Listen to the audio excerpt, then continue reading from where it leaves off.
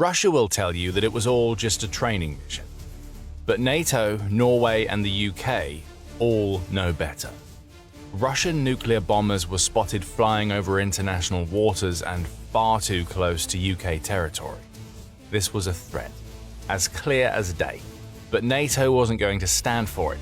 Norway unleashed its F-35s to let the Russian bomber's crew know that if they tried anything stupid, they would be blown out of the sky. This was a face-off in NATO airspace, and the implications could change the makeup of Europe. On June 23rd, the news broke that NATO had responded to a small group of Russian aircraft that were flying dangerously close to NATO airspace. A Russian Tu-160, which is a nuclear-capable bomber that is the largest and most powerful that Russia has in its fleet, was part of the group. It was flanked by MiG-31 fighter jets as it took part in a 16-hour flight across international airspace. From that description, you might think that Russia wasn't doing much wrong. International airspace is open to everybody, right? The key here is that Russia very carefully chose where it would send its nuclear bombers. At various points during the nuclear drills, Russia's planes flew over the Barents and Norwegian seas, and at one point they were just a handful of kilometers north of the Shetland Islands in the UK. This wasn't a basic drill. Russia could have done something like that in its own airspace. This was Putin rattling the nuclear saber and letting NATO and the UK know that its aircraft can come within striking distance. The Tu-160 carried out in-flight refueling drills as it flew far too close to NATO territory for comfort, and we know exactly what it was doing for a simple reason. Norway responded by sending F-35s to observe and confront the Russian aircraft if they got out of line. In its report on Russia's bold move, Newsweek revealed that Norway unleashed a pair of NATO's most advanced fighter jets to shadow the Russian aircraft. Russia acknowledged the response. At certain stages of the route, the strategic bombers were escorted by fighters from foreign countries, the Kremlin said, without providing any other details. But then that's Russia's way. It doesn't tend to admit to the world that its intimidation tactics were stifled by F-35s capable of blowing its Tu-160 and MiG-31s out of the sky.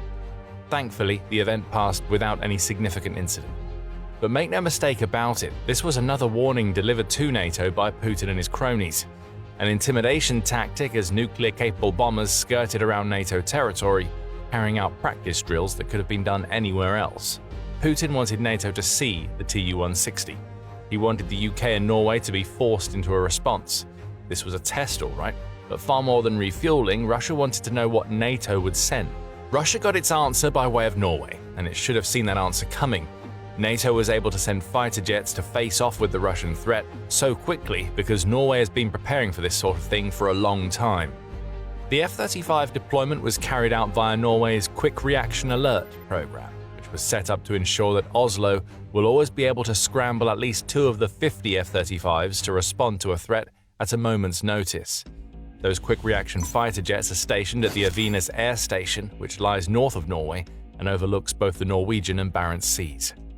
According to Newsweek, Norway claims that it carries out around 40 missions via its Quick Reaction Alert program every year, with the 2 F-35s dedicated to the program being capable of being in the air and on their way to a target within 15 minutes.